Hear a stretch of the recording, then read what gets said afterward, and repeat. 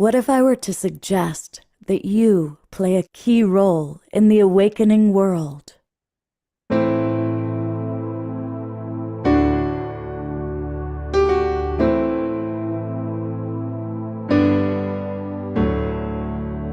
that you are watching this because you have heard the call.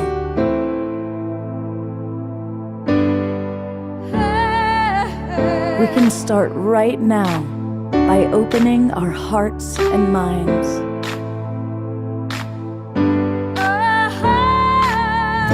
Welcome to the awakening world.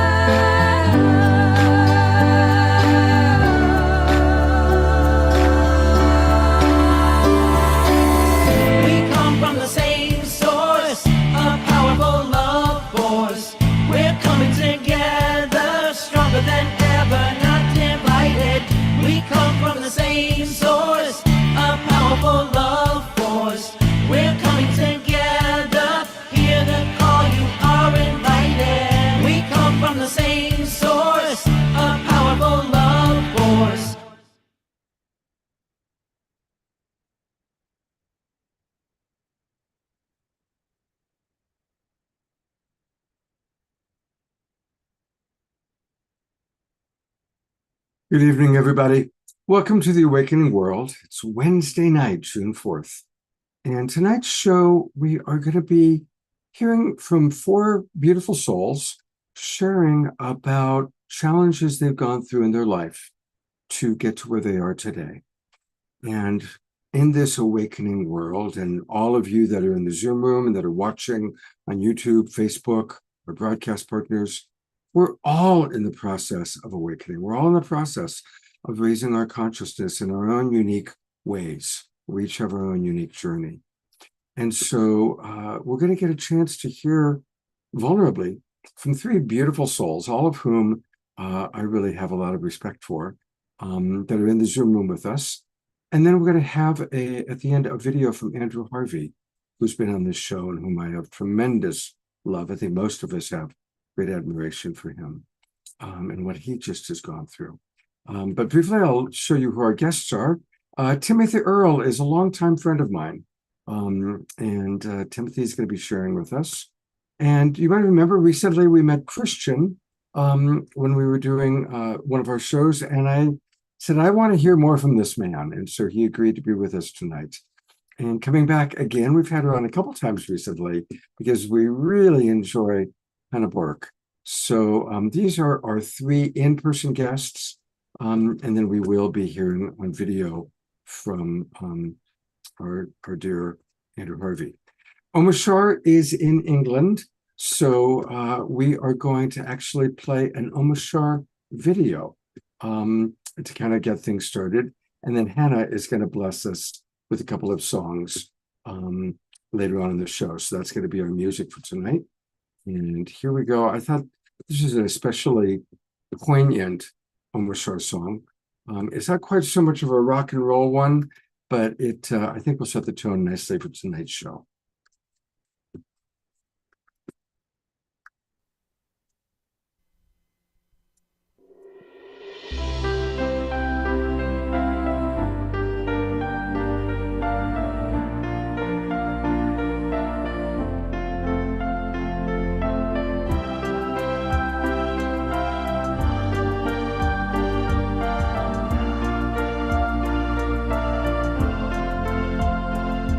When flowers grow, dripping with dew, and rivers flow in sapphire blue, I suddenly know what a fall God I knew. I am a tear that's lost fear of the ocean.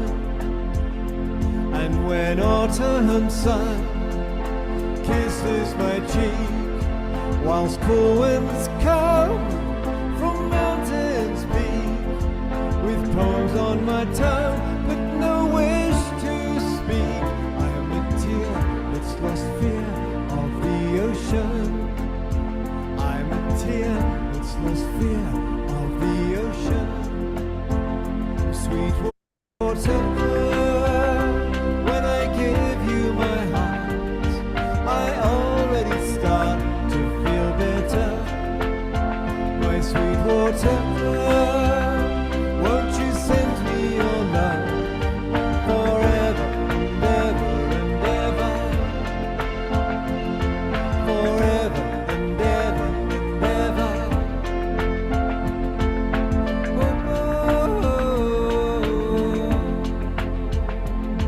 When tender hands trace memories where powdered sands meet temperate seas. I don't understand, but I love mysteries. I'm a tear that's lost fear of the ocean. And when evening stars shine all around, my grieving heart's no longer down. And things that were lost, that's where true hope's found. I'm a tear that's lost fear of the ocean. I'm a tear that's lost fear of the ocean. Sweet water, when I give you my heart, I already start to feel better. My sweet water, won't you send me your love forever and ever and ever? Sweet water, when I give you my heart, I already start to feel better. Oh, sweet water, won't you send me your love forever and ever and ever, forever and ever and ever. I'm a tear that's lost fear of the ocean. I'm a tear that's lost fear of the ocean.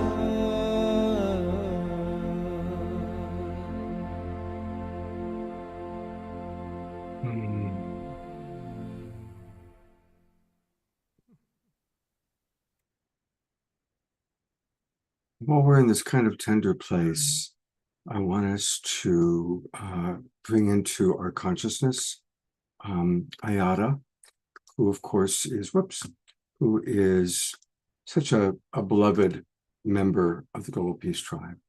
And some of you know that right now her son, whose name is Sun, S-U-N, is fighting for his life. He's in a hospital, and his sister is with him, and Ayada is trying to arrange to get up there to be with him.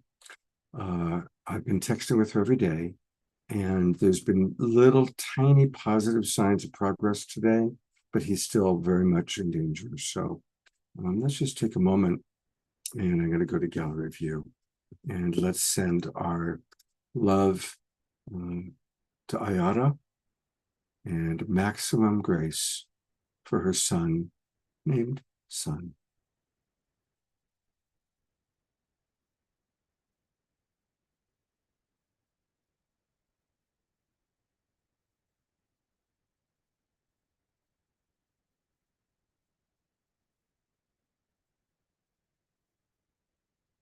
And maintaining this sacred space, also sending love to Omashar and his mum in England.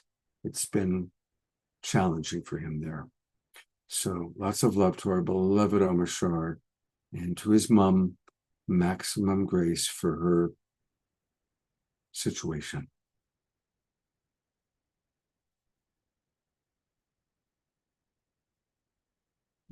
Thank you, everyone. All right. Well, I'm going to introduce our first presenter. And he's a friend of mine. We've known each other and been involved in different ways. We've been together in the Bay Area. We've been together in Maui.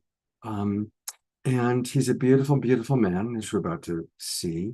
and he's recently gone through a cancer ordeal that was very, very tender. And with no further ado, this is my friend Timothy Earl. And thank you, Timothy, for agreeing to be on the show. I think you were on the show a few years ago in a different context. Yes. So it's good to have you back, and certainly under this context. And so, Timothy, maybe just bring our audience into your journey and what's taken place for you and how you've been working with it. Yeah. I have a bit of a cold, so if I cough or something, it's not related to cancer. It's just cold. Okay. I left for Maui in 2019 and knew there was something going on inside of my throat. Felt like this marble there, and got diagnosed. Took a while in November on my birthday with cancer. Quite a gift to receive. And like most people who get the C word, I went into a panic, a shock, felt like I might die. And my naturopath, who I'd been working with for about 3 months, doing an alkaline diet, water fast, a pretty intense procedure, he pulled me aside and said, I think you need to go use Western medicine. I think we've done a lot and I haven't been able to get rid of it with you. So I'm recommending that. And without his encouragement, I might not be here. So I went and did Western medicine. Osteonecrosis ensued after my cancer treatment. And so all in all, I went from about 200 pounds down to 143 pounds. I climbed back up to about 155. Osteonecrosis, which is was caused by the radiation treatment that I had. It hurt the nerves that bring blood to this side of my jaw. You can see a dent here. I lost 2 molars. And that was worse than the actual cancer treatment, which had been probably the greatest suffering I'd ever experienced in my life. I had to give up my coaching practice for a while. And as I climbed out of cancer treatment, I began to coach again, and then osteonecrosis set in, and I would literally lay down, rest, and then do calls with clients and hold it together, and then deal with the osteonecrosis. It, at its worst, got to a place where I wasn't sure I could keep going. And I started talking to people who I thought could handle my darkness. And it got to a place where I actually planned my end and took out life insurance policies that would work and figured out how I would do this and have the insurance policies pay. And I called I got this intuition to go do a ceremony with a medicine brother of mine who specializes in Wachuma and is a certified member of the Wachuma Church, the Wachumans. And he said, oh yeah, we're doing one Saturday. It was Thursday. I hopped on the plane the next day with my beloved and we were there. And Wachuma is a great thing at disarmoring. And it allowed me to start feeling and talking about what I was going through. And that was a turnaround point. And after that, things got a lot better. Things have been continually getting better. And I shared with a friend, I want to create a t-shirt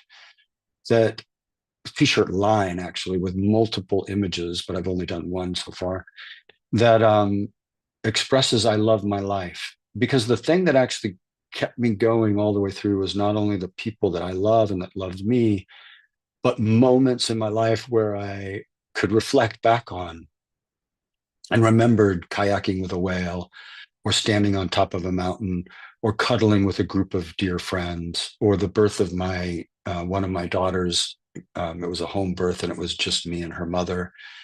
The birth of my other daughter too, to be fair.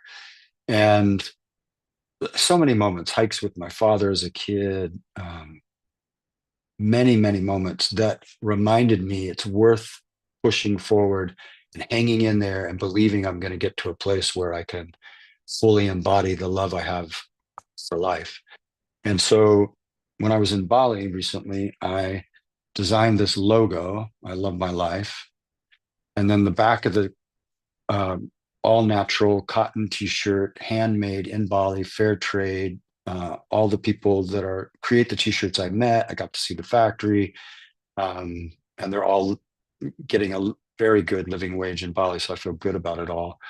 And then I designed this with the help of AI, but a lot of trial and error. And it's just a t-shirt, I Love My Life, to remind me and other people who want to wear it that life is not always easy. Sometimes it's full of suffering, and it's important to remember those moments that we have cherished life to help us keep going. But today I want to dive a little deeper.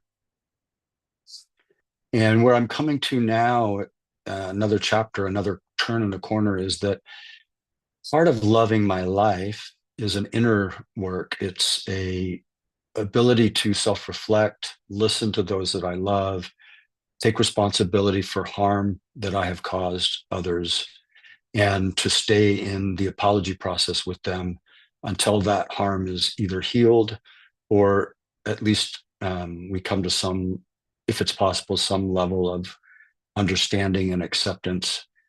And in that process of self-awareness or self-reflection, I have uncovered yet another layer of my own attachment style, which is what I coach couples on, my own shadow from my childhood wounding, and the patterns that I can still find myself in after all the work that I've done.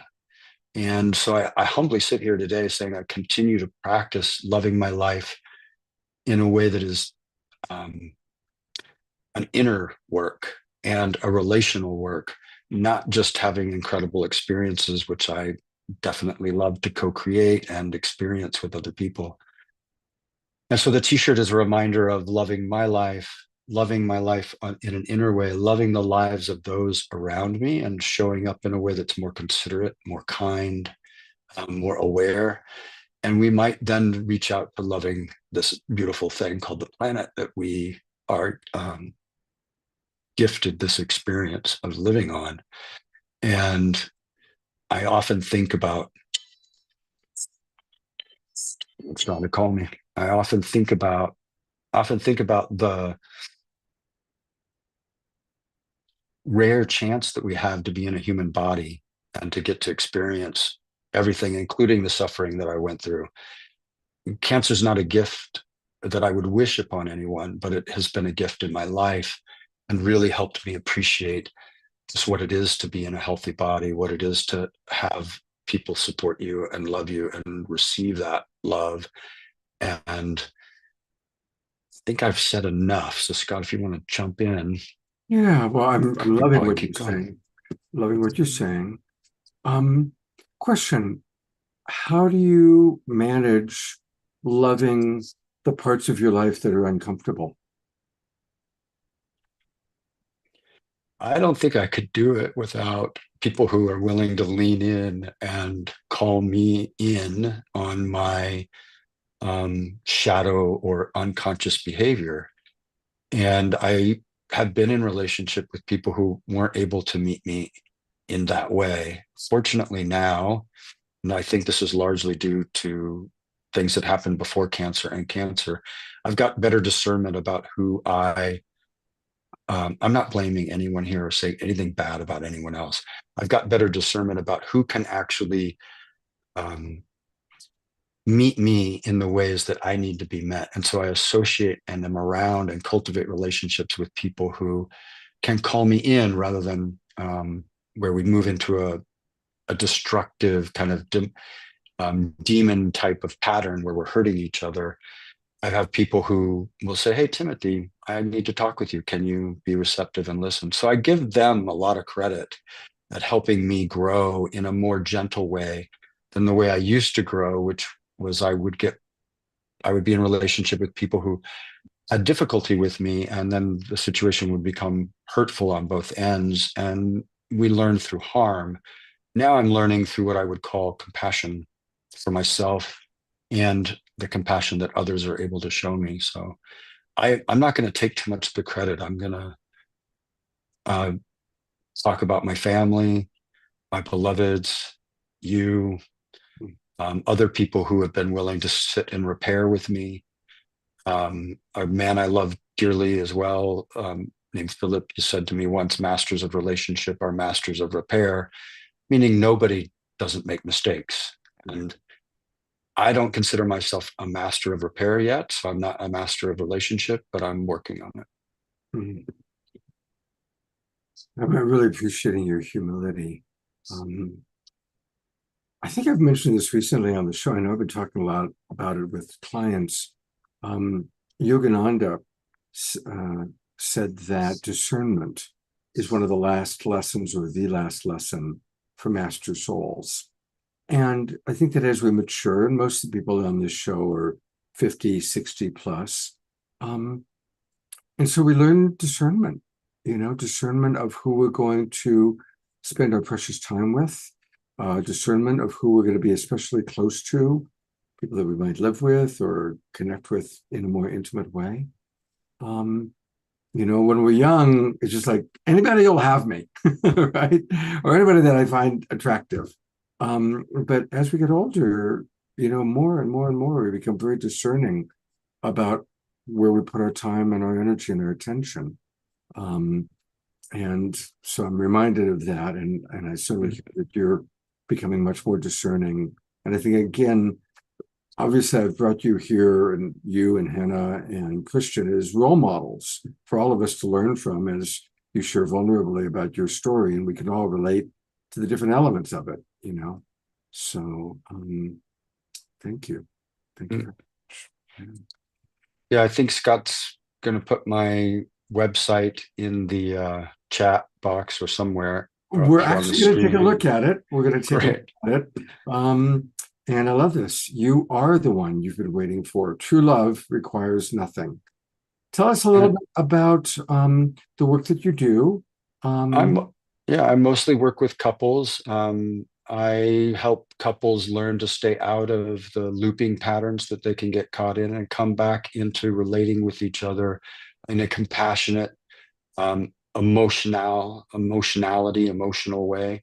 I find that most couples, if they can learn to seek what is the need that my partner has and understand the emotions, men, myself included, sometimes have difficulty with this, that they can move out of the pattern and into a more intimate, closer way of relating. And that's fulfilling. I also coach individuals, and I'm also a medicine guide. I do guide people that want to do this kind of work with medicine. When it says true love requires nothing, we're talking about a pure love. We're talking about a love that is beyond, I think, this human existence.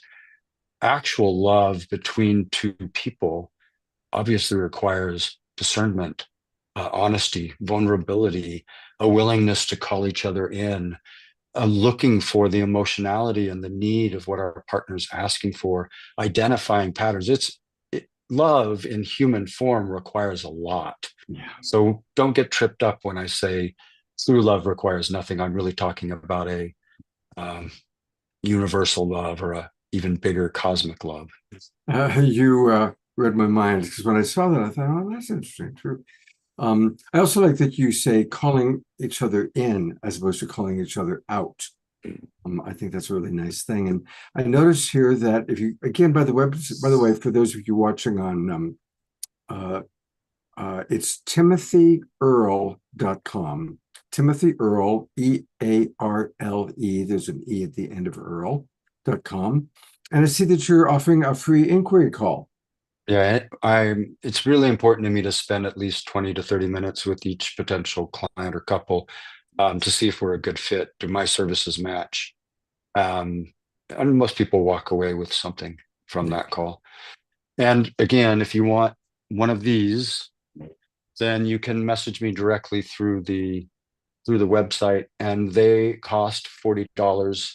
And that's all you need to know, I think, about the t-shirt and what I do. And Beautiful. I'm looking for where they can message you. I guess if I go to menu, contact, there we go. So yeah, if you click on menu and then you go to contact, that's how you can contact Timothy. He's put his phone number in there, or you can send a little note. Yeah, you And can even just send me a message on my phone number and I'll get one to you, or we'll set up an inquiry call. great. And oh, here, let me show that. I was looking at it. I forgot to share screen. So here it is. It's there's his number, 510-507-8129. And Timothy, thank you for being on the Yeah, show. it's nice to reconnect with you here, and I look forward to doing it in person soon. Yeah, now that you're in Berkeley, I definitely look forward to connecting with you. So I'd like that very much. Well, we're going to go to our next guest. And you've seen her on the show a couple times recently. We really just so appreciate who she is. And I thought this would be a great chance. I had a chance to talk to her a little bit, get to know her a little bit more deeply. And she's also gone through, like probably all of us, an interesting life's journey. And so I want to welcome back Hannah Bork. Welcome, Hannah. Thanks, Scott. Nice to be with you. Good to have you back with us. I'm noticing your microphone's a little low. So either a little bit closer or turn it up if you can. Sure. There we go. Okay. Hey, how are you doing tonight? I'm doing good. I'm feeling yeah, I'm feeling a little tender. I appreciate hearing Timothy's story, and I'm also feeling a surprising wave of vulnerability arising within me as I just breathe into what may want to come through. I've meditated, but have not fully like planned, and I know I'm gonna let my heart share freely. So yeah, just acknowledging I am feeling that right now. Thank you. Is there anything I or we can do to just create a safe space for that beautiful vulnerability? Mm. Yeah, I feel you've done such a beautiful job creating a safe space, actually, and I really loved the moment all together where we held our hands up and just sent healing energy to Andrew and the other person that you named in the beginning of the show, and I felt that really bring ease to my spirit too. And people are just going through so much right now, and it's important to remember showing up in service. So, Hmm, thank you. Well, let's all send Hannah lots and lots of love and appreciation for her being here and for her being willing to open and share vulnerably. And thank also sending love and appreciation to Timothy for sharing his story as well.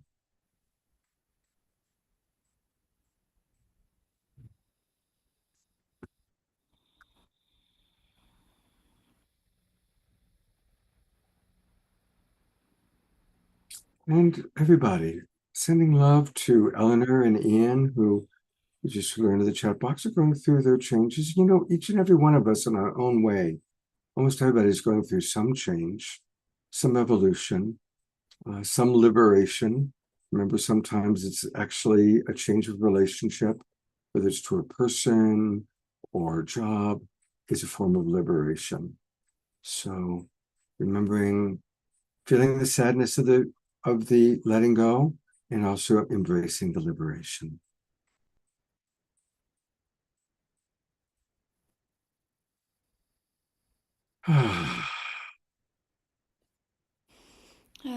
thank you so much. Yeah, Yeah.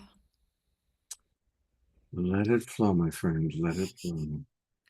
All right. Hello, everyone. I'm honored to be here with you. My name is Hannah Burke, and I am an intuitive, an ascension guide, and I work as an energy healer as well. And I just want to share that it's through the grace of the Divine Mother that I am here, that I have allowed myself to let my soul emerge fully and shine forth into this world. And I really believe that's what we're all here to do, is really come into coherence with our soul and let that shine forth fully in this world.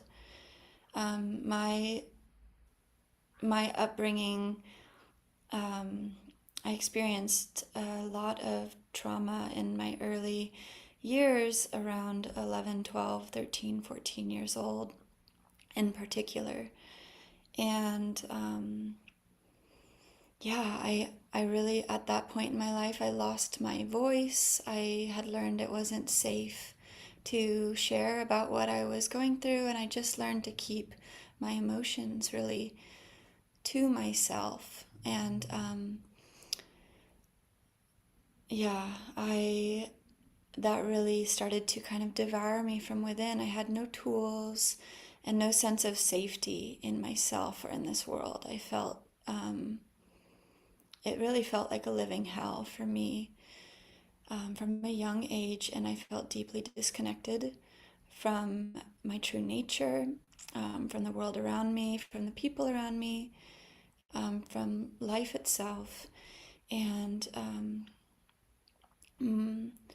my first suicide attempt, I was 14 years old, and it was actually on Mother's Day, which has continued to be an auspicious day in my life since that time, because ultimately my journey has been one of reconnecting with the Divine Mother, and I'll share more about that. But there have been many painful initiations and many tremendously soul healing initiations that have occurred on Mother's Day in particular. And when I was 14 years old, it happened to be that I attempted to take my own life.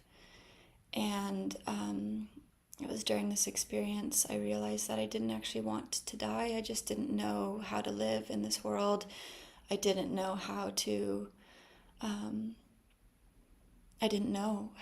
exist in this world in a way that could feel worth living. And I kept that experience to myself. I still didn't know how to talk about my feelings or trauma or what I had experienced yet. So it took me several years to open up about that. And I really began to cope and self-medicate with alcohol, with substances, and I've also found art. Shortly after that, I started to create art, and I would spend all day in my room just like painting and letting these images pour forth through me. Shortly after, I started to play guitar, and those were really allies for me to start to connect to my soul again, to allow myself to express and tell story when I felt like I had lost access, to open up and share what my experiences had been. And yeah, it was an energy that I allowed to move through me like a current. And yeah, I moved out to Missoula, Montana when I was 19 years old, and I intended to go to college, but I ended up just, falling in love with playing music, and I still felt really alienated in this world. I had this deep sense of feeling like I didn't belong here from a very young age, and it was at that period in my life when I had my first UFO encounter, and it really scared me. It felt like there was a darkness to it, and again, I tried to share about what I was experiencing, only to be met with a lot of people who could not relate to that experience, and really made me feel like I might not be right in my perception. And so I started to sink into this deeper groove, and I ended up having several more suicide attempts in my early 20s. And although I had like friends and I had things that were deeply meaningful, I was really in the underworld, and I understand that today. That was my initiation, was to move through tremendous darkness. And I had tried to hold on to this feeling inside that, I could heal myself. I had been placed in hospitals. I had gone through a lot of rehab facilities, even that didn't feel like they could really support me. Deep inside, I knew I had trauma, and I didn't understand how to get to the core of that, because everything the world, in terms of like the medical world and the way the care facilities are set up today, it's just sort of putting a band-aid over the surface. And for me, there was something much deeper needed, because there was trauma living in my body. And there was a fragmentation of my psyche, of my soul, and I was experiencing what I now know to be spiritual warfare and psychic attack. But at the time, I didn't understand it fully. And I went through an experience where I had a wave of energy, like I call it it was like the first time in my life I felt so energized and so connected. It was the beginning of my spiritual awakening, and I was starting to see synchronicities everywhere. I was beginning to vibrate higher than all of the repressed trauma and emotions. And even though there was still personal and ancestral and planetary trauma and grief living in my system, my spirit was beginning to awaken and vibrate higher. And I started to feel connected to life again. And it was during this period of my life where I first encountered the Divine Mother. And she revealed herself to me in a vision that was the purest experience of my entire life. It was unconditional love. She rearranged physical reality. I had a vision of her transforming the moon, and she just smiled. The moon had become her face. It was like the sky was her luminous body, and she was just smiling unconditional love, and she saw me. And all I could do was cry, because it was so beautiful. And I said, I didn't know, I forgot, I didn't know her energy. I'd never heard of the Divine Mother. I just knew that's who she was, and I knew her love was unconditional for me, and I knew it was unconditional for every single one of us. And she shared some really important messages with me about my soul and my mission. And I carried that experience as like the holiest experience of my life, and it gave me something to set me on this path of remembering what we're doing here as souls incarnate in human form on earth at this time. And I would go through another wave of darkness, and actually like very severe abuse that would be the final catalyst onto my healing path.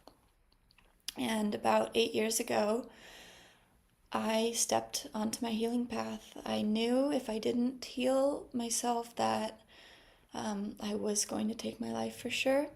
And I started to allow myself to experience anything and everything that I had previously been very skeptical of. I was not a spiritual person before my encounter with the Divine Mother. I truly was a skeptic, and but it really began my path of initiation into the mystery and how to heal myself holistically. I moved from Montana back to Marin County, where I currently live. And the Bay Area is such a mecca in terms of access to people on a healing and spiritual path. And I just started to do everything that I could to get connected to myself again. I got sober. I started practicing Kundalini yoga and other forms of yoga and breath work and meditation. And at first, meditation was deeply uncomfortable. It was very difficult to sit in my body. But I did, and I would have profound experiences of dissolving into light and being connected to the field of coherence all around me.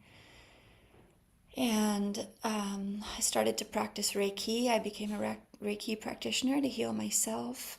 And that energy really awoken something in me in my awareness of energy. And I have always been highly sensitive to energy since I was a little girl. And that really gave me an awareness of how to move and direct energy and heal myself multidimensionally. And it was in 2020 that I actually went through full-time psychic development training, where I really began to transform from the inside out as I started to isolate the energetic imprints of trauma within myself, both personal and ancestral planetary programming and conditioning, and begin to move out all of these imprints that weren't the true nature of my soul and my spirit, and call back my energy from all space, time, and all dimensions of reality, and anchor it into the core of my being, into my whole self in present time. And from that place, I started to live in greater coherence. I started to be able to help others with this gift as well. So people started to come to me for readings, intuitive readings, and that really flowered into what I do today, which is I work as an intuitive, but in the I have a real gift for zeroing in on trauma and helping people heal on the deepest level, from a place of safety and embodied wholeness, and bringing light back into these places that we have suppressed or rejected or abandoned within ourselves for whatever reason. Trauma is so vast. It can be so from anything that allows us to feel deeply unsafe, or even a little bit unsafe in our bodies or in this world. And I'm sure we all have experiences coming to mind that we can remember. And really, as I started to move through these experiences and come into greater coherence in myself, I started to feel really connected to the mystery. Life started to feel, although it still had many, many ups and downs and challenges, just a deep sense of purpose. I started to feel a deep sense of purpose, why I'm here. I started to write these songs around 2022, although I'd written songs on guitar before. Healing songs started to pour through me in 2020. And I started to sing in devotion to the Divine Mother, whom I know and remember now as Sophia. And it's her Christ energy, the Sophia Christ energy, that makes up all of physical reality. She is form. And that Christ light lives within every single one of us. That divine life, that divine light lives in every single one of us, and we're here to liberate it and really embody our divinity and our direct connection to Source. And that's how I help people as a guide, but it's also what I do with my music. I sing in devotion to the Divine Mother. I sing in devotion to Gaia. I sing in devotion to our soul and to our awakening and remembering of our divine origin and what we're really doing here on this planet at this time. And I started to, it's been a journey to share my music. It's really flowered into so many meaningful experiences. But when I first started to play these songs, it felt so vulnerable. I would actually experience a lot of dissociation when I would play, and I started to heal myself by playing and sharing my gifts, and realizing my gifts didn't just belong to me, they belonged to us. They were given to me, and I really give them as an offering. And I want to share a story about how my mission really crystallized in terms of what I offer with these songs. And I was walking in the forest one day near my house in San Anselmo, and I stopped, and I took my shoes off, and I just had my bare feet on the earth, and I tuned in to Gaia, and I heard her, and her voice thundered through me. And she said, "Go to war for me." And I was surprised by her choice of words. And I asked her back telepathically, just tuning into her. I said, "How do you want me to go to war for you?"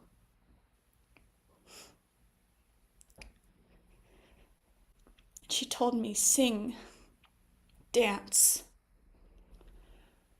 make art, do everything this world has programmed you to believe is unproductive." And she showed me a vision. She showed me the earth, and it was enveloped in a gray cloud of like this dense, dull, lifeless energy. And she showed me the light of my soul and the power of my soul as I shone my light, as I shine my light in this world. It had the power to dispel the dark cloud and to push it back. And I believe in my heart of hearts that we all have that in us. That as we shine our light and as we talk about the experiences and what we're truly healing from on this planet, we have the power collectively to shine our light and create a world that is absolutely exquisite, where we are connected to our soul and nature and the divine and each other in a harmonious way, where we can begin to live synergistically with all life in this miraculous ecosystem on Gaia. I truly believe that. And my healing journey is ever unfolding, but it just continues to get deeper and it continues to get more meaningful. And I am tremendously grateful for opportunities like this to get to share some of my story. And Mm, yeah, thank you. mm. Thank you very, very much. Beautiful. Timothy Earl, I'm going to actually bring you up in a moment too, because I have a question, because your stories are a little similar. But something that came up for me, Hannah, is that how you discovered and have embraced the Divine Mother. And as a coach, one of the things that I work with people on, and this may be applicable for some of the people watching, it's common that people may have had a human mother that didn't work out so well, or that didn't have the ability to do what is natural, which is to nurture the child, to provide safety. You know, some of us have been blessed to have human mothers that could do that. Others weren't so fortunate. And then even for those that had wonderful, healthy human mothers, they do get older and they become less capable. And so making the transition from looking to the human mother, or looking to the girlfriend or the wife or the female in your life, and really extending out to Divine Mother, that clearly is a journey you've been on. And I just wanted to riff on it and maybe learn a little bit more about that, because I think it's something that really all of us can benefit from. Noticing, where am I looking to a human being for a certain quality of nurturing, care, love? And that's still okay.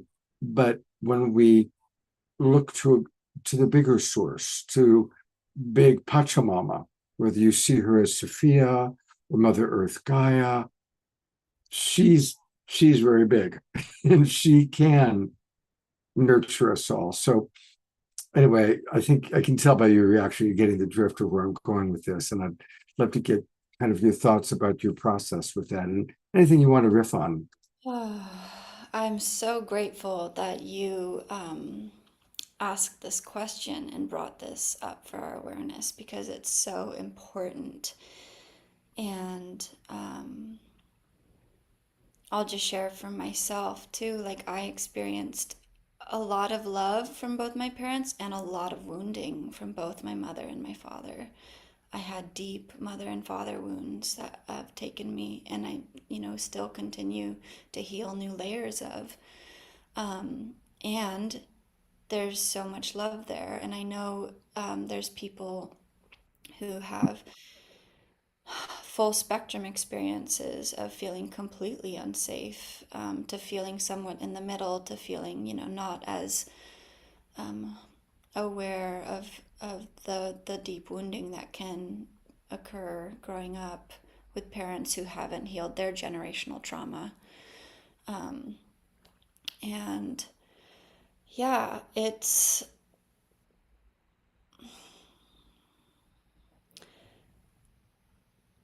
I'll just share that as I connected with Source, who is both the mother and the father, who I've primarily experienced visions and connection and really the fullness of guiding me to remember who I am as the Divine Mother, working through that. But I have had one encounter with the Holy Father energy as well. But I'll say, whatever you choose to call God, whatever you choose to connect with in terms of Source, that relationship, it can start as small as a little seed of just, help, Holy God, like God, whatever you are, please help me stop these obsessive thoughts. That was my first prayer. I was very skeptical and I was going through a lot of trauma. And that was my first prayer that I opened myself up to. And my prayer has evolved deeply today, but it started very simply, asking for help from something I didn't fully understand. That's enough to begin developing a relationship with this energy that has given us all life, whether we are consciously aware of that or not. And as you grow and develop that relationship, it becomes a source of strength that will guide you. You begin to be more connected to, focused on your soul and what you're healing from. And there's no more blame. And eventually I got to the place of really forgiveness, first and foremost for myself, for choosing to incarnate them, for my family, and for people who I had experienced harm from. But also I've harmed people as well. So it's this really complex journey of beginning to have compassion. Like was said by Timothy earlier, that was really poignant. The compassion for ourselves, beginning to forgive ourselves for being human, and developing that relationship with Source. Then you start to see other people as humans. We start to humanize each other more. And it's been my experience that I am much more understanding today. I have greater boundaries for sure. I know that my parents did the best they could with the tools and awareness they had at the time. And it's really been a journey of developing my direct relationship with Source that has allowed me to come into a place of not suppressing or bypassing or diminishing the truth of my experiences, and being able to give voice to them in a coherent way, set boundaries in a coherent way, but also enjoy the fruits of the connections in a whole new way and dimension. I feel tremendous closeness with my family. I feel so much love for them. My sister just gave birth to a baby girl, and it's a really beautiful thing to get to be part of my family today, but know that my true origins and my parents are Holy Mother, Holy Father, God, Source. And that's who I connect with most deeply. And it allows me to interact with the people in my family as other human beings whom I love very deeply. And that we're on this journey. We chose to, we made these agreements to grow and evolve together as souls. And yeah, it is a process, and you don't have to forgive people who have deeply abused you for them as much as you do it for yourself. Mhm. You do it for yourself so that you aren't burning up inside from that resentment and the anger. And it is a process and it cannot be forced. When there is real abuse, when there is real trauma, it's a very delicate thing, and safety is needed. And it's really needed to feel a sense of safety within yourself. I needed to feel safe within myself first and foremost, to know that I could hold myself through the experiences of taking the deep journey within myself, to begin to look at some of these energies and yeah, and unwind them delicately. Healing really happens in an environment of safety, and it helps to connect with source to create that sense of safety within. That's been my experience. Beautiful. Thank you so much for all that. I'm going to bring Timothy up because as I've heard both of your stories, you both have gone through very difficult life circumstances, and clearly it's influenced the work you're doing in the world now, the way that you sing and the healing work that you do, Hannah, for Timothy, the work that you do as a coach. I guess I just want to ask both of you how you view the relationship between what you've gone through as a crucible or as a necessary part of your evolution in, in your gifts to the world, in your professional work. Guess I can go first. Is that okay, Anna? I really am enjoying your presence and your beautiful articulation of so much of your experience. It's very impactful, so thank you. I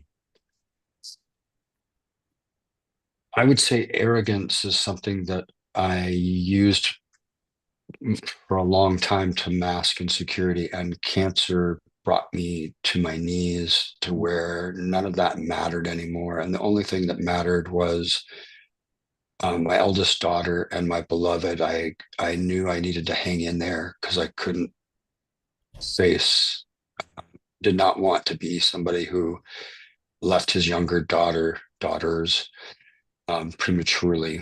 And when I looked at my beloved, I could tell she really wanted me to hang in there. So that was a motivating factor. But otherwise, I was ready to go. I was in so much pain. And the only way I could escape the pain was to go into deep emptiness, meditation, and basically leave all reality. I wasn't disassociating. I was in a state of everythingness, spaciousness, emptiness.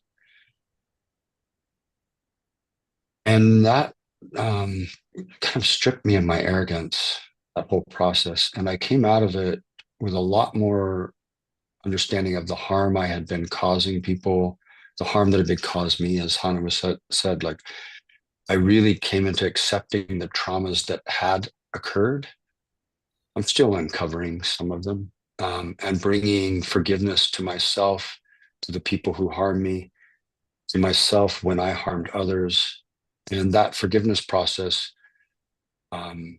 gave me a desire to live again. And to live with a greater desire to show up in vulnerability, in integrity, in consideration for others. I'd say that's the big thing I'm working on now is how can I be more considerate? How can I be considerate of every person at the table and not just the people that I like or that I find easy to get along with? And so it continues to be this process of self-love, forgiveness, and a deep reverence for what is. When Hannah was sharing about the Divine Mother and her face being in the moon and her body being the celestial spheres and everything around it, those kind of experiences, that interconnectedness, the sense that even as small and as infinitesimal as I am, I belong and I have some significant contribution, and that I can do that humbly. And that may simply be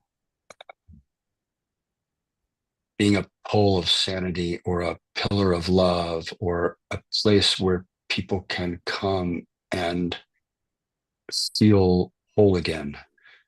I'm getting a little out there. So it was a crucible. It brought me to my knees, and it really helped set me clear on if I can do one thing in this lifetime that I have, I want to be absolutely present with the reality that is existing around me at all times, and to not be trying to escape it or go somewhere in order to avoid pain or suffering, but that through pain and suffering, there is a lot of growth, and that it is actually in some ways a essential part for many of us of growing. Mm. Thank you, Timothy. Thank you for your humility and sharing. It's beautiful. Yeah, thank you so much. That is so resonant for me as well. In understanding the great mystery too of that much suffering and darkness initiated me into remembering the Christ light within me and within all of us. And it's through grounding deeply, connecting into the core of the planet, into the earth, and allowing this connection to source to stabilize me, to be a sanctuary, both for myself and for others, and to be present,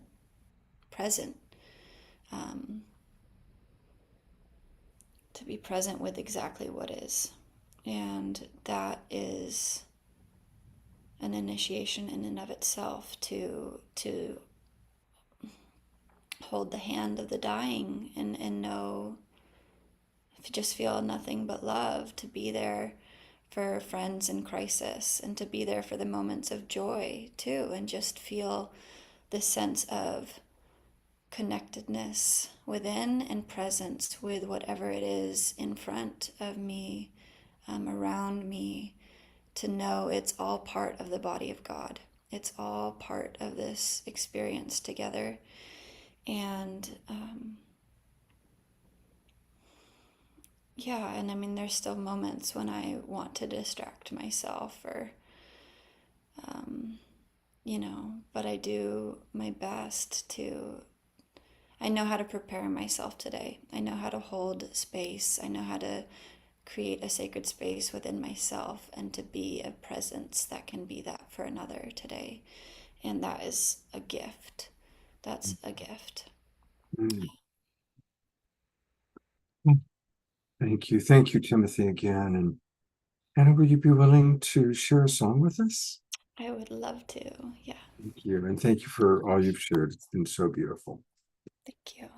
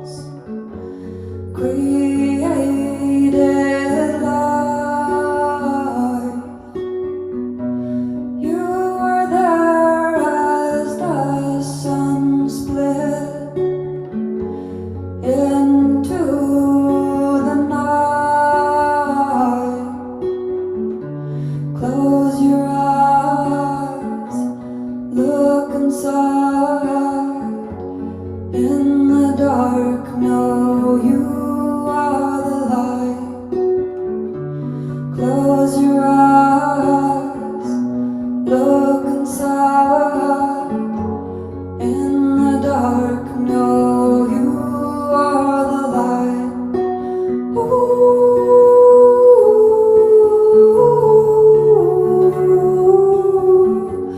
hey, ooh,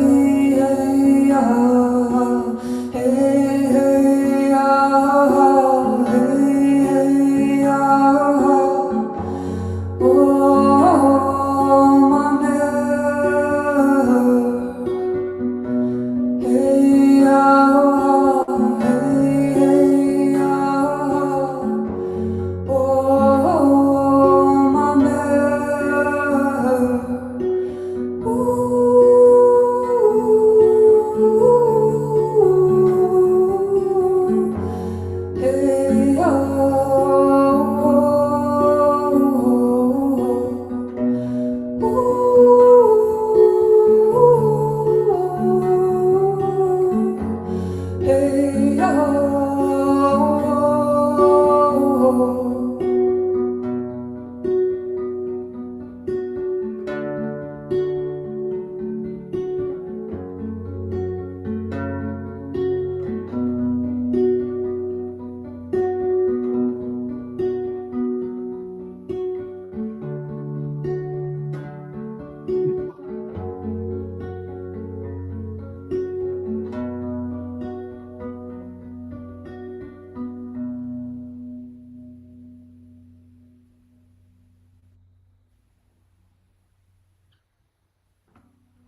Look at the gallery view.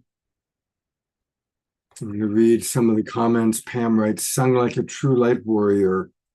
Kathy writes, beautiful, haunting with a soulful resonance. I agree. Hauntingly healing prayer song from Diara. Grace Denise writes, Hannah, you are a gift. Thank you for your sincerity and your wisdom. Susan Blomquist writes, thank you both for being so very articulate about important journeys for each of us and how you've addressed your challenges.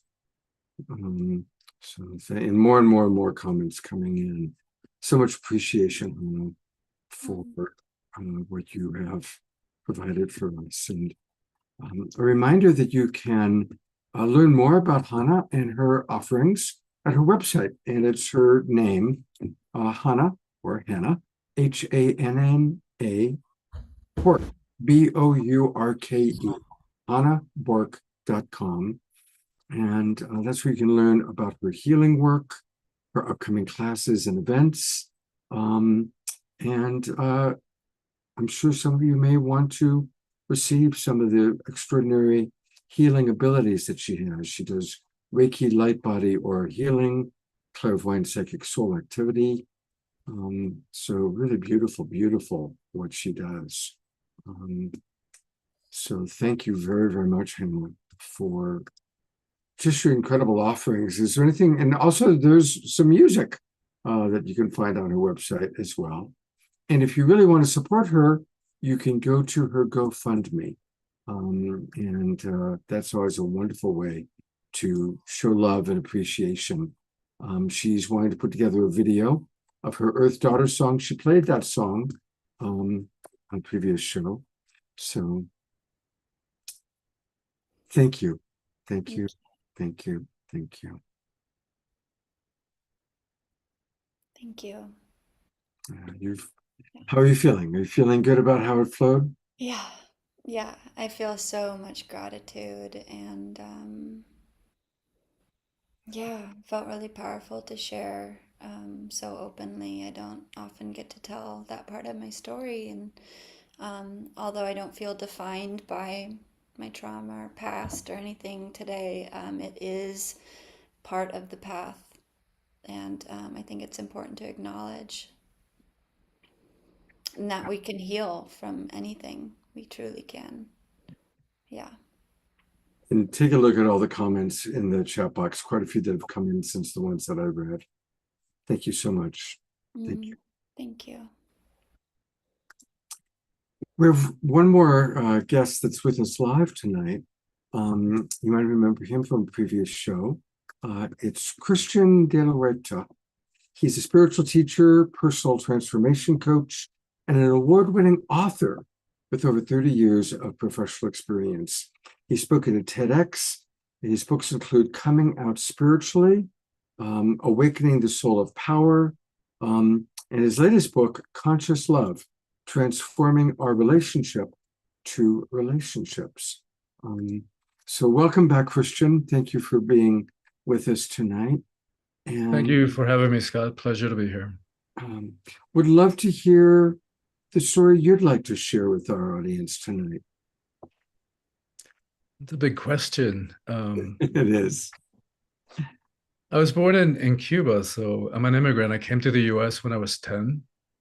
And I'm actually really grateful for that experience because I lived in a communist country for the first 10 years of my life, which gives one an appreciation of so many things that we take for granted, you know, in the developing and developed world.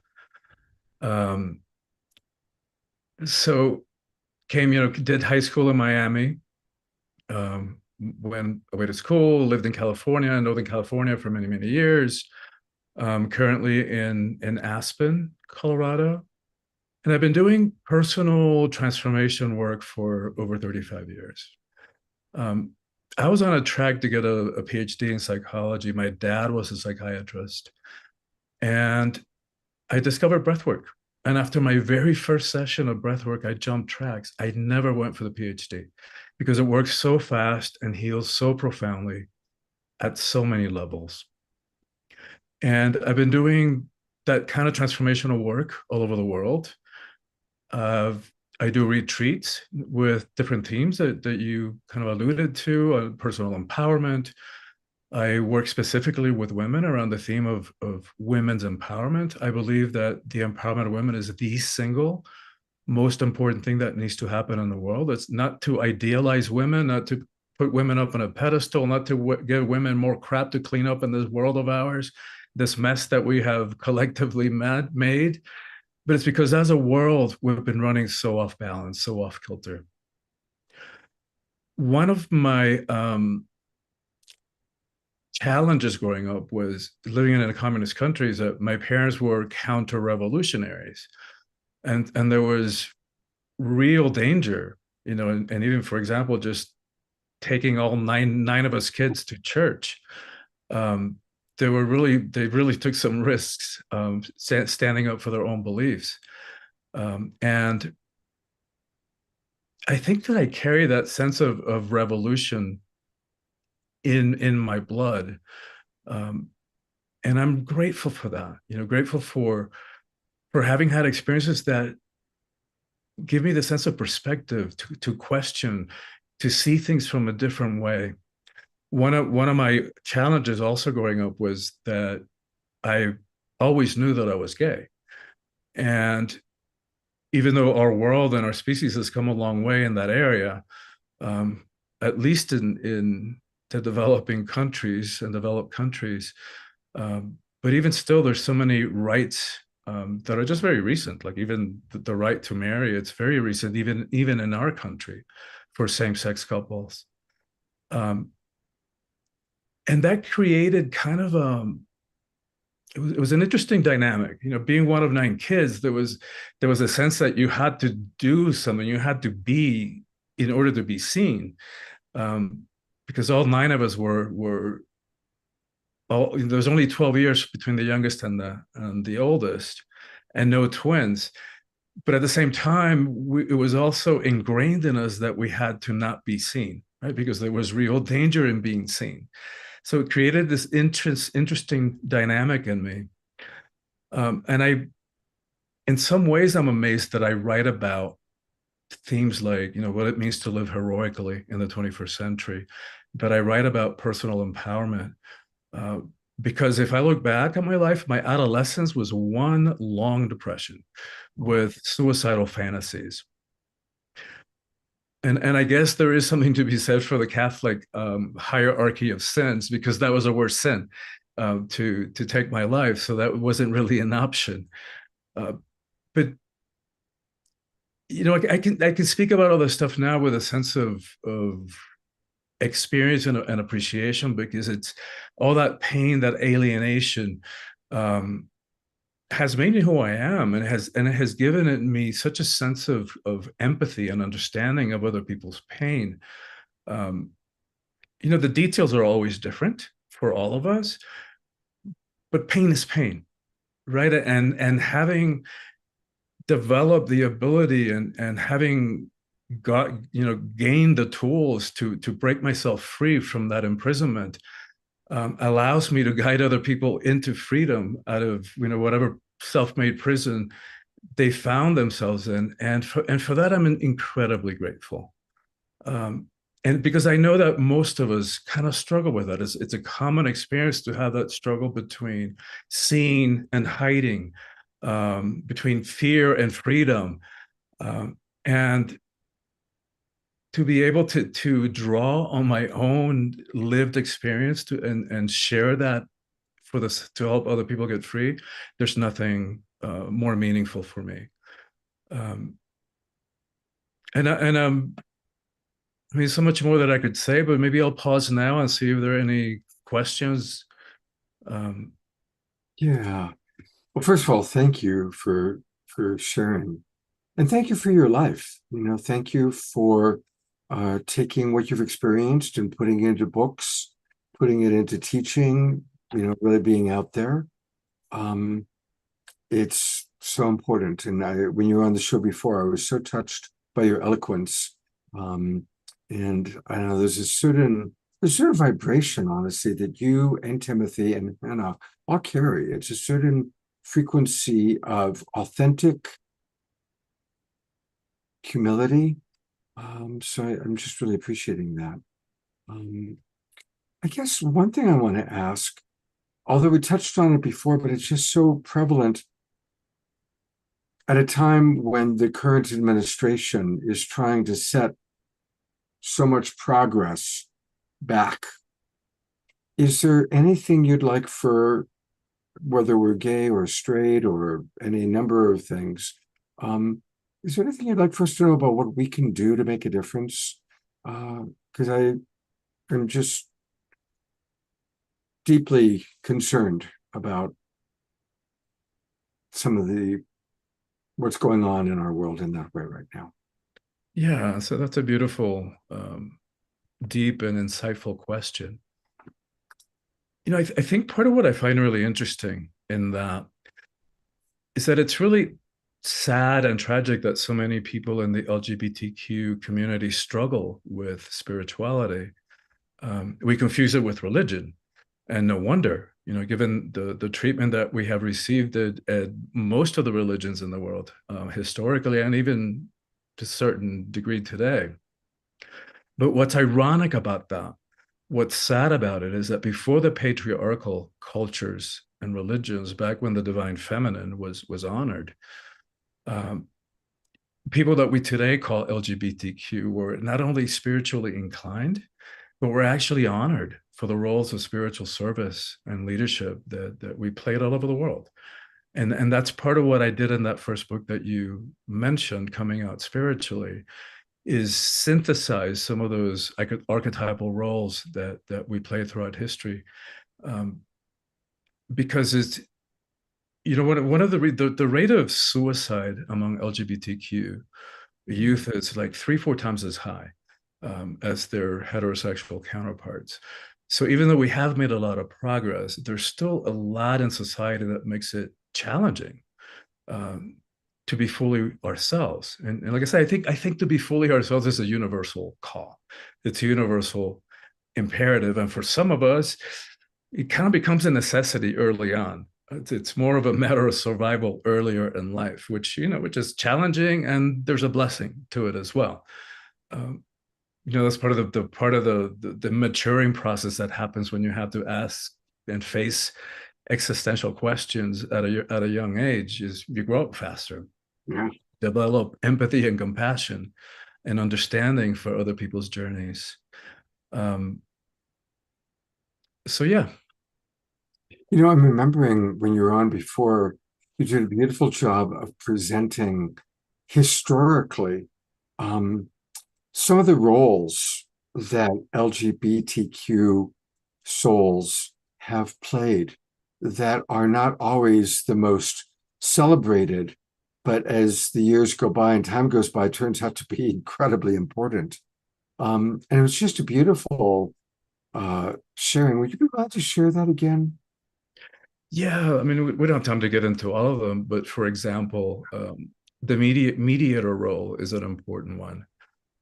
In many indigenous contexts, like in Native American context, there's a term, kind of an umbrella term, two-spirited people, because we're thought to contain, we're thought to contain both the feminine and the masculine, which I think all humans embody and express the feminine and masculine energies.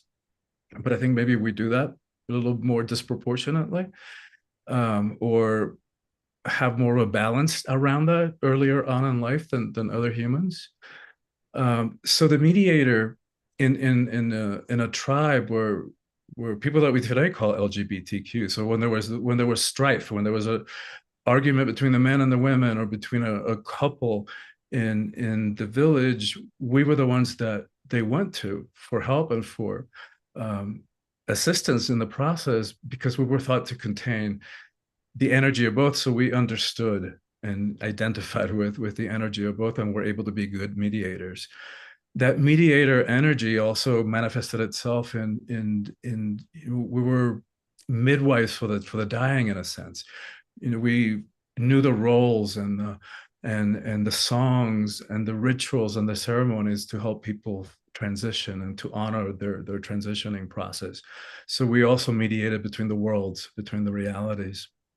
Keepers of Beauty is another one that's pretty obvious. If you in the book, for each one of the 10 archetypes, like the revolutionary, the spiritual revolutionary, it's another one. But I would give examples of people who embodied that, either famous people or throughout history. And the Keeper of Beauty is one that's incredibly, it was like pages and pages and pages of people who, if they lived today, would identify as LGBTQ. And starting with Michelangelo and Leonardo, so significant contributions, who have made significant contributions to the world of art and beauty. And to me, in this world of ours that is so desperately in need of it, anybody who's bringing beauty into this world is fulfilling a spiritual function. Thank you so much. I would love for you to tell us about your book. Now, your website, and we're going to look at the website in a moment, is soulfulpower.com. And your new book is about awakening the soul of power. Usually we don't hear those words put together, soul and power. Can you give us a little homeopathic dose of what that Sure. what that is? Sure. That's actually the previous book. The current book, the relationship book, comes out this Friday. Awakening the Soul of Power probably came out 3 years ago. And the thing is that most of us struggle with issues around power. There's a lot of confusion and conditioning that has happened around that word, and how we relate to it. And so, to me, stepping into power in a soulful way, what that means is doing it with, how do we step into power without having to push somebody down, without it having to be hierarchical, without it having to be power over or about fear or force or manipulation. How do we do that in a way that we don't need to put our knee on anybody's neck in order for us to feel powerful? So then I talk about different kinds of power. There's worldly power, the ego power, the way that the world relates to power. And then there's soulful power, the power that comes from within, that doesn't need to prove anything to anybody, that is humble. Think of a Gandhi or a Gandalf in their simple monastic robes and their sandal feet. You would never know from looking at them from the outside how much power they hold until it's necessary, and then get out of the way. And it's the power, again, that comes from humility, that doesn't need to prove anything to anybody, but it just is. Mm-hmm. And I think it's actually more powerful than the way that we relate to power in the worldly way. Beautiful. You've inspired me to share a story that I think you'll enjoy. I have shared this once before on the show. One of the most important mentors in my life was an indigenous elder, Grandfather David. He was a Hopi Indian elder. And when I was studying with Grandfather was when I was producing educational television shows for teenagers. So I asked him what he thought the most important thing for young people to know was. And what he said was that we are growing up in a culture that's teaching us false values. It's teaching us that what's of value is money, sex, and power. Mm-hmm. That all the heroes that they end up with money, or they end up with lots of sex, or they end up with lots of power. And they're false values and we know they're false values according to Grandfather David, because not everyone has lots of money, and not everyone is going to be sexual. Not everyone, has power. He said what our true values are: service, devotion, and humility. And the reason that these are true values is that anyone from 3 years old to 103 years old can be of service to their family, or to the community, or to others. Anyone at any age can practice devotion. And anyone at any age can practice humility. And for him, humility was gratitude, being grateful to Father Sky, Mother Earth, Creator, for our many blessings. And then the punchline was that when you provide a service, the money and abundance will always come. When you are of age to be in relationship and you practice devotion, you'll have the greatest sex of your life. Mm-hmm. And when you are humble and you practice true humility and gratitude, then Great Spirit gives you power. Because you recognize that it's coming from a higher place through you. And for some reason, I just thought of Grandfather David and that teaching in what you were sharing. There seems to be a commonality there. Yeah, totally. It's totally relevant to what we were talking about. Yeah. All right, we're going to take a look at your website because there's a lot going on there. His website is Soulful Power. The FUL is just one L, soulfulpower.com. And there's a lot going on. We can learn about his newest book. So let's go there. Let's take a look at, whoops, no results are found. That's good to know that link is not working. Yeah, well, let's take a look at where we can find your books. Let's try it that way. Awakening the Soulful Power. There's the book we were just talking about, Awakening the Soul of Power. And I think that's a book that I want to get. It sounds absolutely beautiful. And the new book you said is coming out on Friday. It's not even on there yet. So it's not on the website yet? Nope. Okay. It's called Conscious Love, Transforming Our Relationship to Relationships. Wow. As a relationship geek, I'm very intrigued by that. So I'm going to need to bring you back on. The next time we have an Authors That We Love edition, I would love to have you come back on. And by that time, you can show us the book and we can purchase this. How's that sound? Beautiful. Thank you, Scott. Thank you very, very much for being with us. Thank you so much. Beautiful, beautiful. Just such beautiful beings tonight. Before I show the Andrew Harvey video, because I know that Christian needs to leave. Wondering if there's any questions that anybody has of Christian or Timothy or Hannah, so that if they need to leave, they can. So if you have any questions, either raise your hand. You can do that by doing that little thing, clicking the raise your hand, or popping it into the chat box.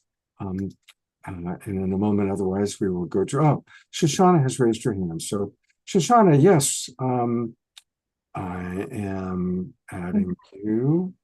I'm so touched by, oh my gosh, my heart is so full from all of these tender and authentic and beautiful shares. So I just had a question for you, Christian.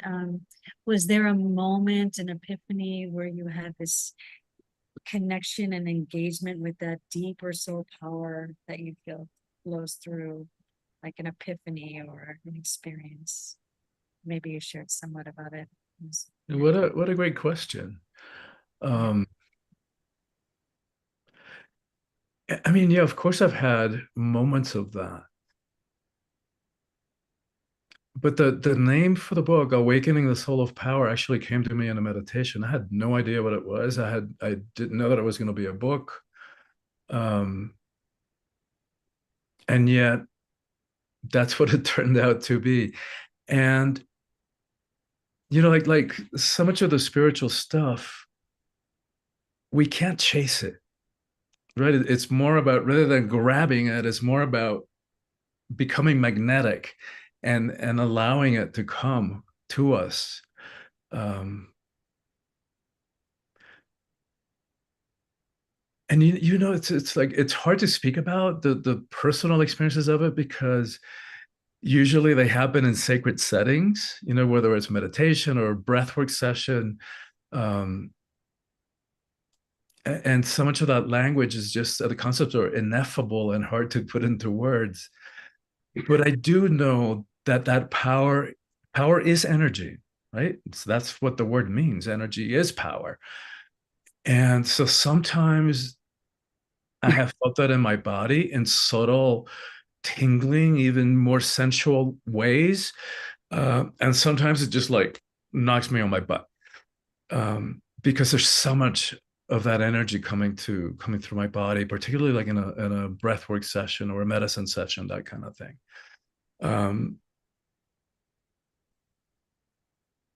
But I don't know, Shoshana, that I can point to one experience.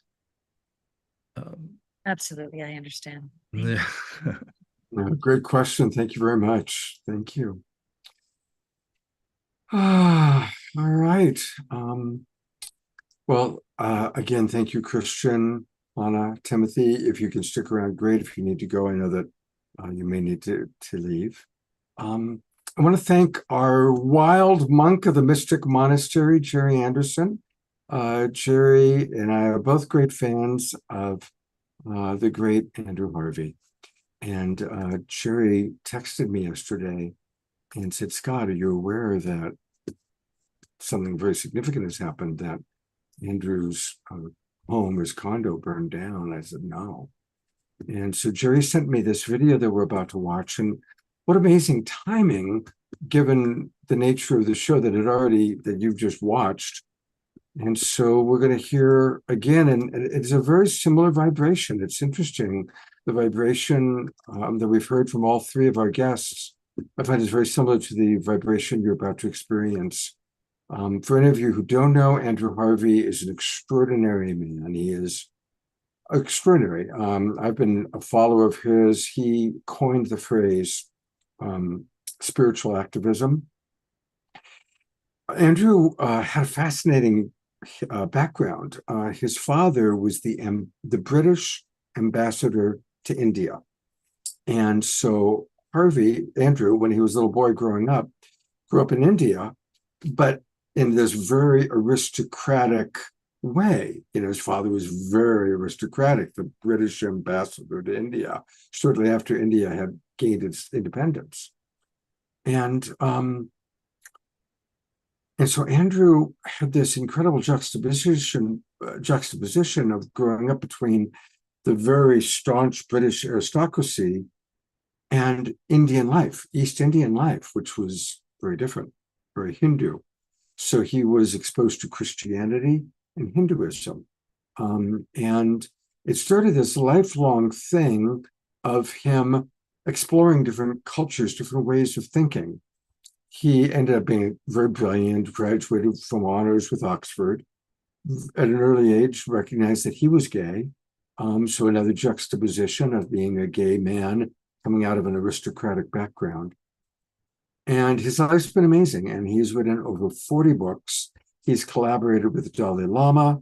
And he did a beautiful 3-hour program for the Global Peace Tribe a few years ago, which I'll put the links to that program. It's an amazing 3 hours of Andrew sharing his stories, his experiences. It was a very generous time that he spent with us. So that's a little bit about Andrew. And here is the video that touched my heart. And again, thank you to our wild monk of the Mystic Monastery, Jerry Anderson, for sharing this with us. Thank you, Jerry.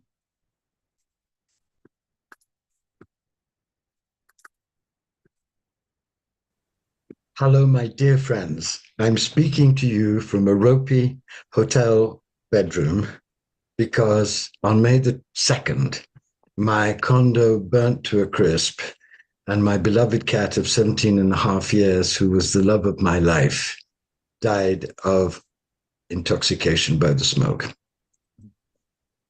This has been the greatest tragedy I have ever experienced, but it is already beginning to birth the greatest joy and calm and focus and resolution that I have ever experienced.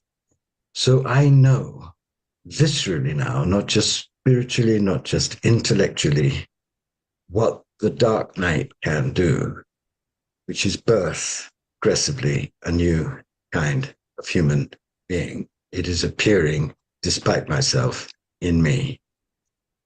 I want to tell you what happened, and I want to cut to the chase. On May the 2nd, I sat down and wrote a preface to my new book, which is coming out in February, called The Magdalene Revolution. And in that preface, I finally got the courage to write on the page what I had been experiencing through the writing of the book, that this is the time of the Pentecost, Mary Magdalene.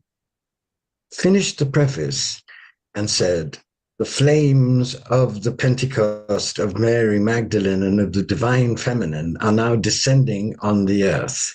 Let us all become one of its singing flames. I stopped writing. I was elated. I went out for breakfast and to buy food for myself and for my beloved. I came back 15 minutes later, and there was a fire belching horrible smoke from my condo, and my books, clothes, treasures, documents, photographs, all were gone, and my cat, my beloved cat, the love of not just this life, but many lives, was gone. I was, of course, totally shattered and heartbroken in ways I cannot describe, but I know many of you who've lived through disasters know exactly what I mean. But at the same time, I felt the flames of tender, joyful love irrigate my mind, my heart, my soul, and my body. And I knew that what had happened was and is a divine event. It is something that I needed. It is something that my work needed. It is something that I have completely and absolutely surrendered to. And it is something that I know will birth in me a new kind of being and a new kind of work. When I was 50, I went to visit the Nadis, the great hidden astrologers of India, in a small village outside Chidambaram, which is the center of the Shaivite world. And I sat in an unpretentious room with an unpretentious guy who had an old scroll in front of him, who read from that scroll the name of my mother, my father, the names of the books that I'd done. And then he came to where I was in my life, and he looked straight in my eyes and he said, your next 20 years will be hell. It's written here that you will go through very great ordeals. You will be rejected and humiliated and treated badly, because the vision that you have been entrusted to bring in is extremely radical and people aren't yet ready to receive it. But you must survive, because they will be. My friends, you are ready now, and you've shown me by the reception that you've given me in this last 2 years that all the work I've done over many decades is now useful to me, and that fills my heart with joy, and that fills my heart with healing for what I've been through to get this work to you.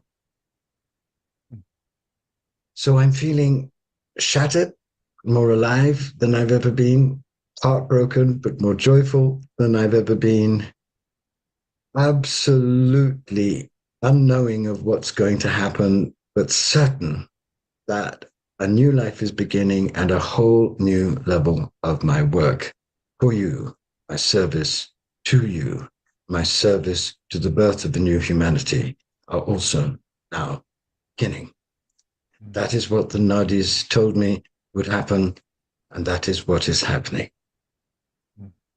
So as I turn to you for the first time in all my life to ask you to support me, I turn to you not as a beggar, but in the dignity of an authentic teacher, in the dignity of my authentic work, and in the dignity of my own prophetic understanding of what this event means and what it's already doing in me.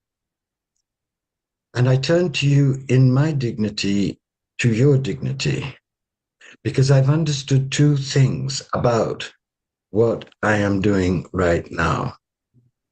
I never asked for help because I wanted to protect my vision from being tofuized, from being banalized, from being controlled, as visions often are when patrons step in to guide them. I knew I had to preserve the integrity of my teachings and prevent it from being turned into marshmallow mysticism, which unfortunately is one of the signs of Kali Yuga. That has been done. And because that has been done, all my funds have been blasted away. I have lost everything to begin again, and to begin again with you.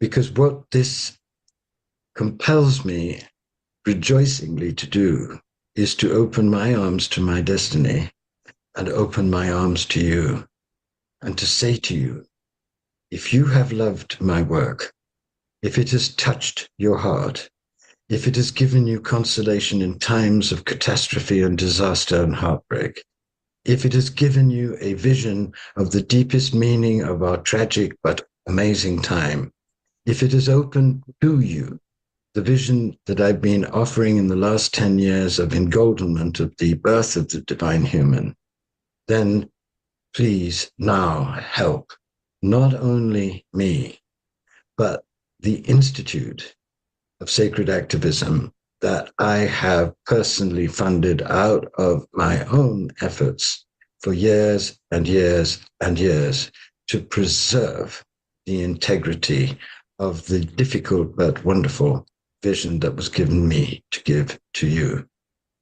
The reason why I realize this is now essential is because not only does it take a village to raise the divine human, it takes a village to come together in loving, equal, mutual support to birth the divine human together in the middle of this disaster, and partly because of this disaster.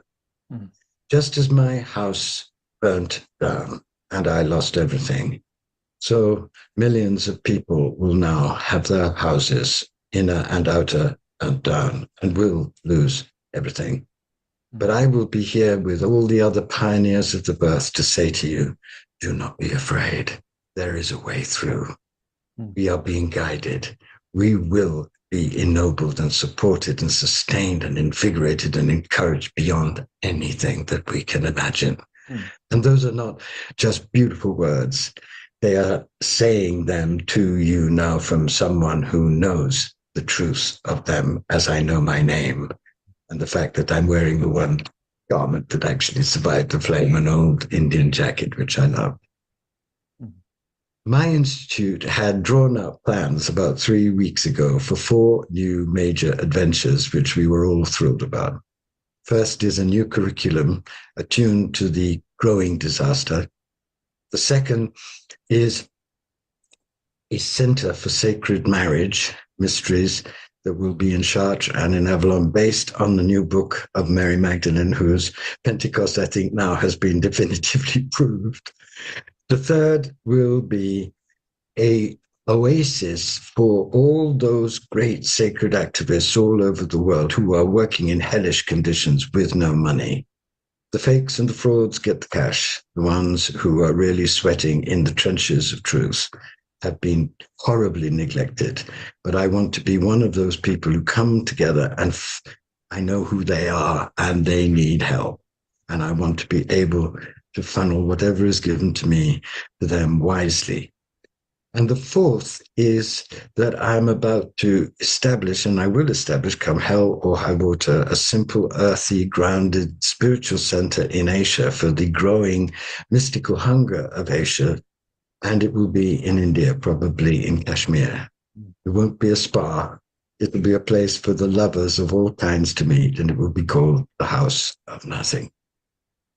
So I am asking you, not as a beggar. I am not a beggar. We are all beggars before the divine, and that is absolutely appropriate. I'm asking you to help me, whom you have loved and honored and so often supported, to support me at the moment when I need it most, to be able to continue to offer you, as I have always offered you for 30 years, the depth of myself, everything that I've been given to give. I'm just beginning. Help me begin again. Help me birth myself so I can help you birth yourselves and birth a new humanity together, a new world. Bless you. Thank you.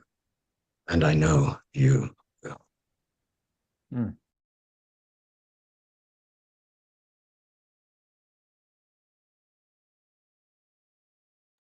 The video continues on with Stephen Dinan from the Shift Network doing the pitch for going to GoFundMe. But it's a rather lengthy pitch, so I'm going to do it myself.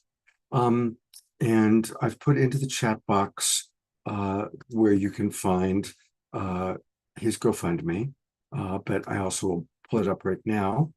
We can take a look at it. And I'm going to donate.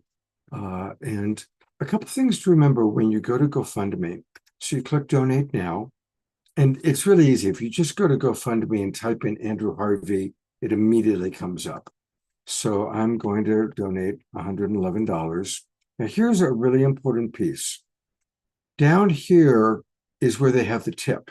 You do not need to leave a tip. So just below the amount you put in, take this little bar and you can take it all the way to zero. Or you can give, something to GoFundMe if you want.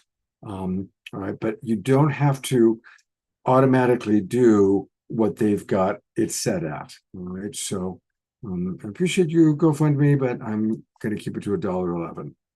And then, whoops, no, I don't want to remove that. I want to use it. And I'll continue to proceed. You don't need to see my credit card number. I've done that before. People said, Scott, did you know that anyway, I hope that we will all donate. And we certainly are right now going to do what we did at the beginning of the show. We're going to go into sending maximum grace to beloved Andrew Harvey. this extraordinary elder. And let's hold the vision for him receiving all the support as he goes through his crucible and accomplishes the great work that he's here to do. Maximum grace for beloved Andrew Harvey.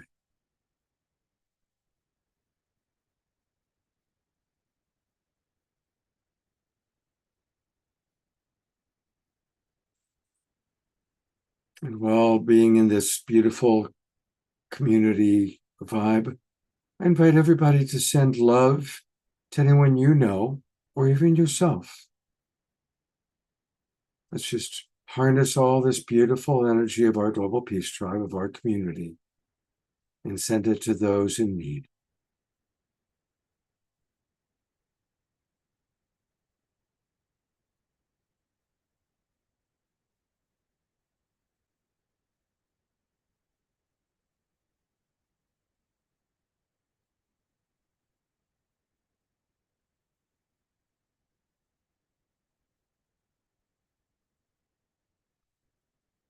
Thank you, everyone.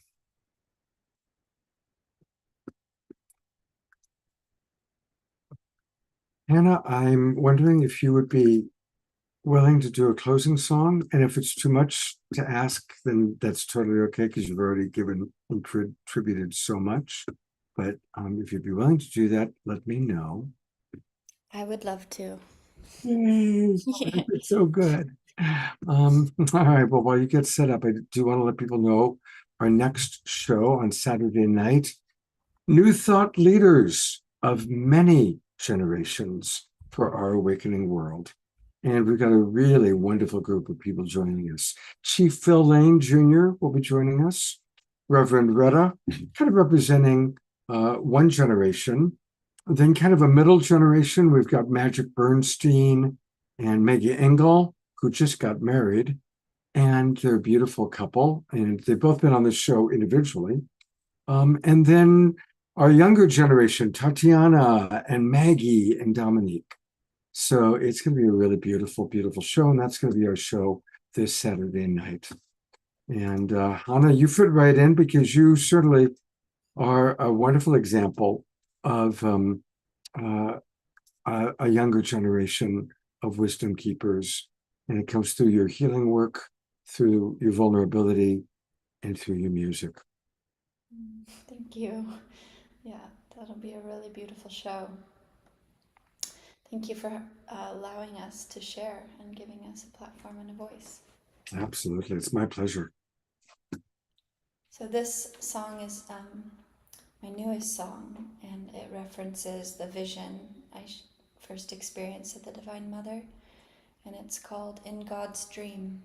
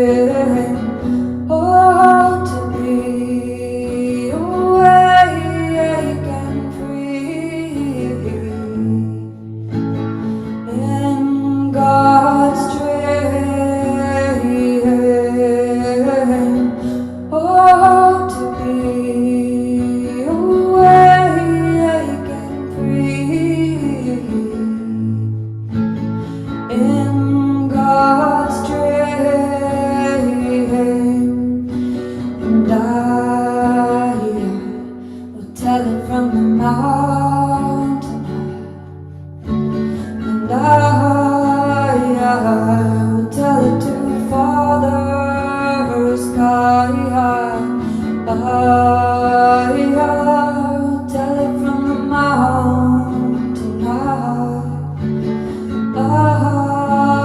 I'll tell it to Father Sky.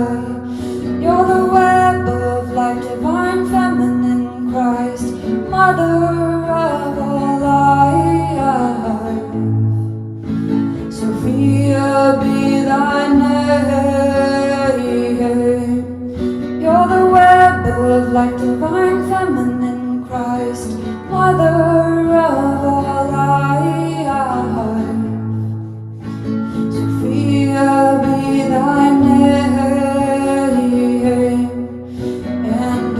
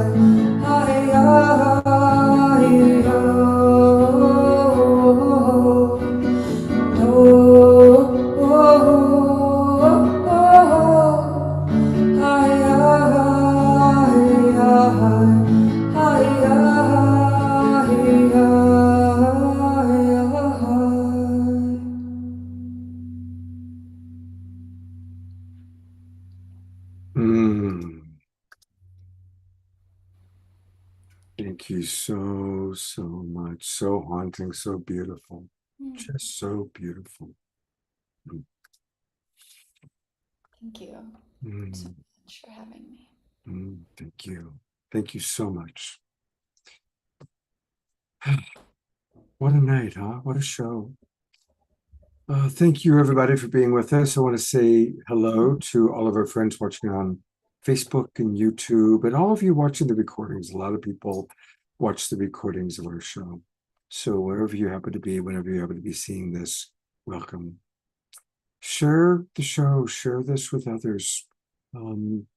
These stories, these 4 stories we heard tonight are such an inspiration and such a wonderful model for how to make our way through the hard times of life. So thank you, Hannah. Thank you, Timothy. Thank you, Christian. Thank you, beloved Andrew Harvey. And thank all of you for watching. Have a beautiful evening, a beautiful day. We look forward to seeing you on the next episode, next edition of The Awakening World. Good night, everybody. And thank you, DRO, for helping.